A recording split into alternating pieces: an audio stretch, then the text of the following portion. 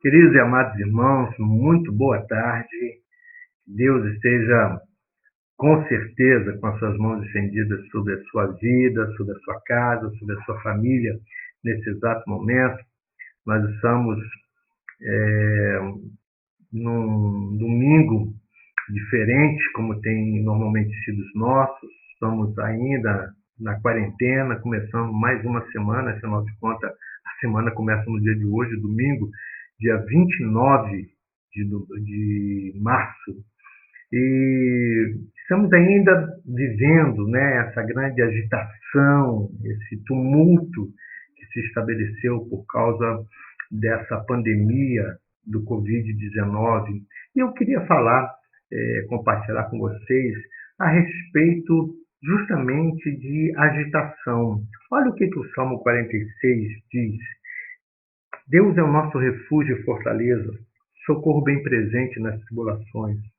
Portanto, não temeremos, ainda que a terra se transtorne e os montes se abalem no seio dos mares. Ainda que as águas tumultuem e espumejem e na sua fúria os montes se estremeçam. Há um rio cujas correntes alegram a cidade de Deus, o santuário das moradas do Altíssimo. Deus está no meio dela, jamais será abalada. Deus ajudará desde antemanhã. E bramam nações, reinos se abalam. Ele faz ouvir a sua voz e a terra se dissolve. O Senhor dos exércitos está conosco. O Deus de Jacó é o nosso refúgio. Vinde, contemplai as obras do Senhor, que assolações efetuou na terra. Ele põe termo à guerra até os confins do mundo. Quebra o arco e despedaça a lança, queima os carros do fogo. Aquietai-vos e sabei que eu sou Deus, sou exaltado entre as nações, sou exaltado na terra. O Senhor dos exércitos está conosco, o Deus de Jacó é o nosso refúgio. Eu queria até, de uma maneira criativa, né, situar como é que começa e termina esse salmo. Às vezes as pessoas ficam preocupadas como é que vai terminar isso, porque começou, né? E nós entendemos que tudo na nossa vida, ela trabalha em cima dessas três bases. Tudo tem um princípio, tudo tem o que se chama de uma permanência, um percurso, e depois tem uma conclusão, tem um final. E nós ficamos pensando, bem, começou, mas como é que termina? Olha o que o salmista diz. O salmista começa dizendo que Deus é o nosso refúgio e fortaleza, socorro bem presente nas tribulações. Mas ele se encarrega de fechar esse salmo dizendo que o Senhor dos exércitos está conosco, o Deus de Jacó é o nosso refúgio. Sabe, queridos irmãos, eu queria justamente poder compartilhar com você nesse início de tarde, já tarde de domingo, né, dizendo para você que nós precisamos mais do que nunca ter esse entendimento que o Senhor Deus, Ele é socorro bem presente. Ele não é presente, Ele é um socorro bem presente, é notório, é eficaz, é um Deus que se posiciona concretamente nas tribulações do seu povo, nas nossas tribulações. Ainda que o próprio salmista diz que haverá situações como nós estamos vendo acontecendo, né? E ele então diz, não temeremos. Portanto, não temeremos, né? Ou nós estamos vendo hoje uma série de fatores provocando medo, instabilidade, insegurança. E deixa eu te falar, às vezes o medo, a instabilidade e a insegurança não é por causa de notícias que vão acontecer, mas é por fatos que já estão em andamento. Estamos nesse período com gente desempregada, empresas praticamente fechando, porque sem uma estrutura de mercado, porque está tudo fechado, né? Então, nós estamos vendo as reações que estão acontecendo diante dos nossos olhos e ficamos pensando, O que vai acontecer depois disso? O que virá depois disso? O salmista, ele diz o seguinte: ainda que as águas elas tumultuem e espumejem. E águas na Bíblia fala sobre nações, fala sobre reinos. Ainda que os reinos, ainda que as nações, ainda que os países, ainda que o nosso país, os estados do nosso país se tumultuem, espumejam. O que é esse tumulto? É uma agitação, é algo que movimenta, mas a gente não tem definição de como é que isso pode voltar à normalidade. Tumulto é isso, é uma agitação que não tem expectativa de voltar à normalidade. Mas o salmista diz: ainda que as águas tumultuem e espumejem, e na sua fúria os montes se estremeçam. Ele faz questão de dizer sobre isso, que as bases, aquilo que teoricamente seria algo firme, pode ser abalado. Os montes se estremeçam, ainda que as águas tumultuem e espumejem. Você já deve ter vivido, já ter interagido, de um dia chegar na beira-mar e perceber que o mar, nós chamamos o mar de ressaca, não é mais aquele mar calmo, tranquilo, onde a gente pode se banhar, as águas estão límpidas, muito pelo contrário. São agitações, as ondas, correntezas perigosíssimas, as espumas, por causa dessa agitação, já não é mais aquela onda clarinha que a gente gosta, de olhar. Eu particularmente gosto muito de apreciar, mas tá aquelas espumas pretas, mistura de sujeira e da água batida. Enfim, nós estamos vivendo isso nesse exato momento, não é? Nós estamos vivendo as consequências de uma ressaca nessa humanidade por causa desse vírus, por causa de uma situação que aparentemente não está sem controle. Os homens estão tentando controlar, fazendo aquilo que deve ser feito. Mas qual é a nossa visão? Não podemos ter uma visão pessimista. Eu quero ser e me proponho, e me obrigo a ser otimista, por fé. Não otimista solto apenas com uma palavra solta, mas é otimismo por fé, fundamentado na palavra do Senhor. Porque se nessa vida, nós sabemos que as coisas se estabelecem sobre 3 parâmetros, sobre 3 bases. Tudo tem um começo, tudo tem um percurso e tudo tem um fim. Né? E eu costumo dizer para as pessoas na nossa igreja, que para Deus não importa muito do jeito que você começa. Para Deus importa do jeito que você vai terminar. Não é?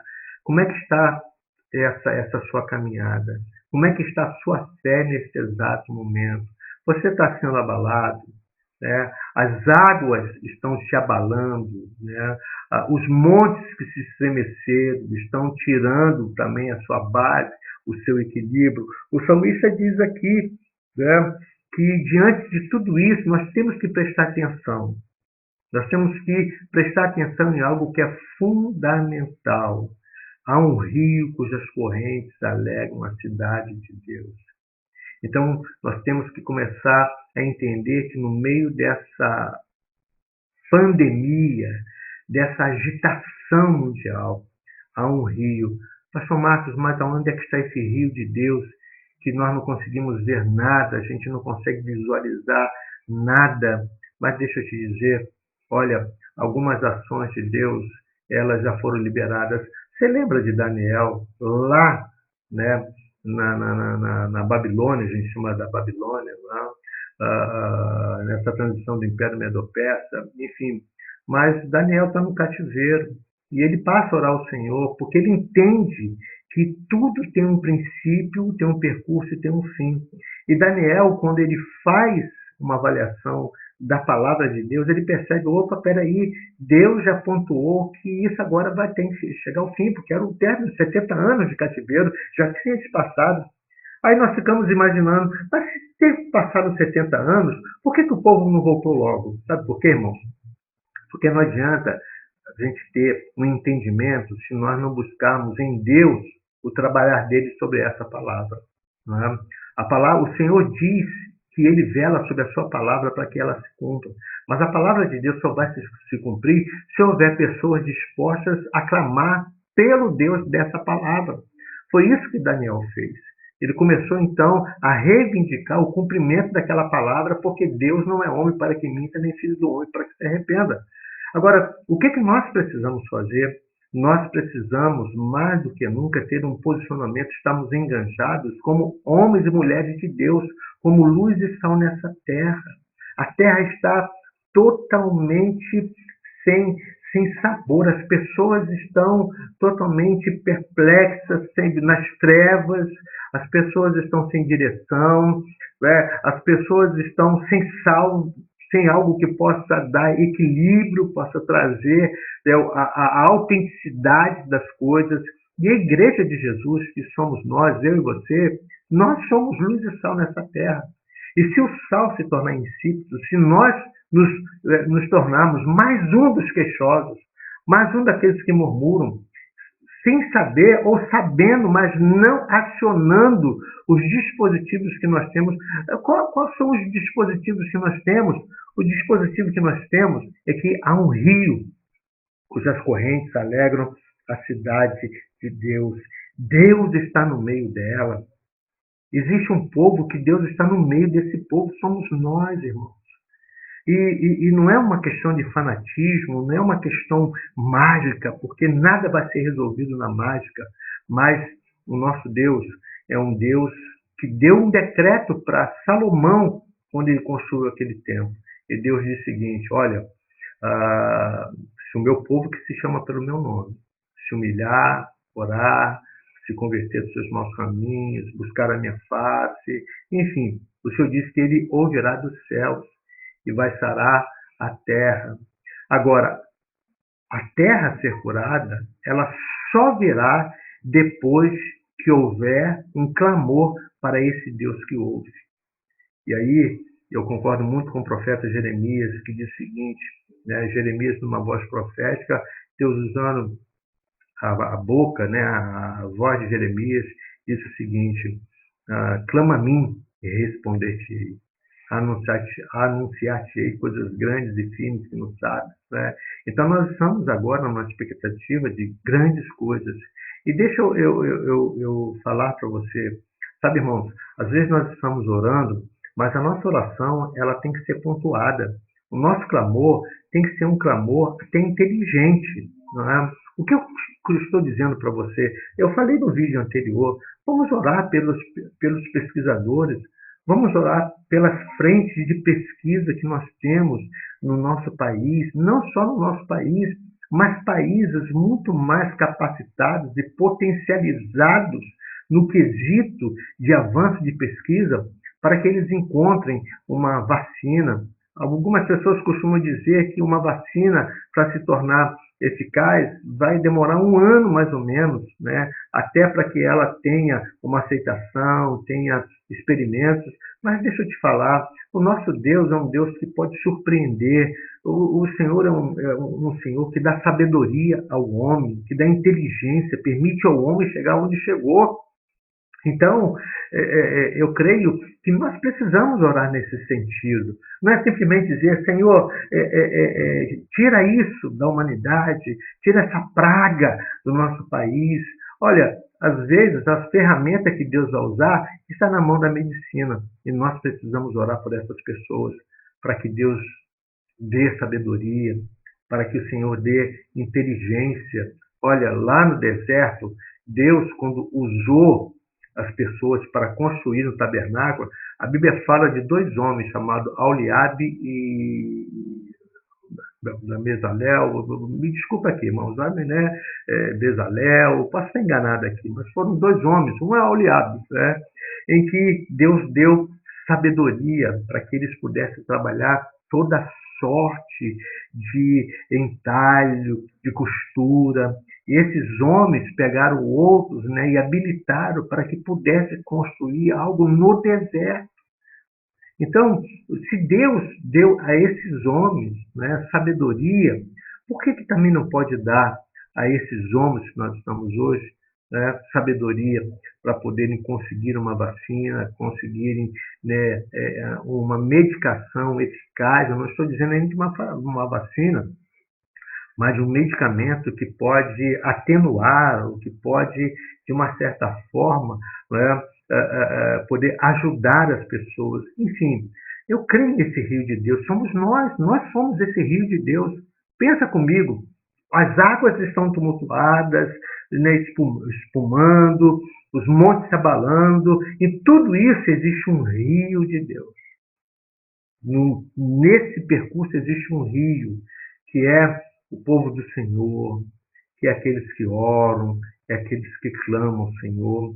Então, quando o salmista diz, aquietai-vos e sabei que eu sou Deus, nós não podemos, em hipótese nenhuma, fazer parte desse grupo de inquietação, de agitação. Pessoas agitadas, pessoas transtornadas produzem mais mal ainda. E nós precisamos, irmãos, ter uma palavra abençoada para as pessoas. Nessa tarde de domingo, que você entenda que, primeiramente, Deus é o nosso refúgio e a nossa fortaleza, socorro bem presente nas tribulações. E o que fundamenta a nossa base, o término, e coloca como fundamento para segurar tudo que esse salmo fala, existe um fundamento que segura, que sustenta tudo que o salmista diz antes.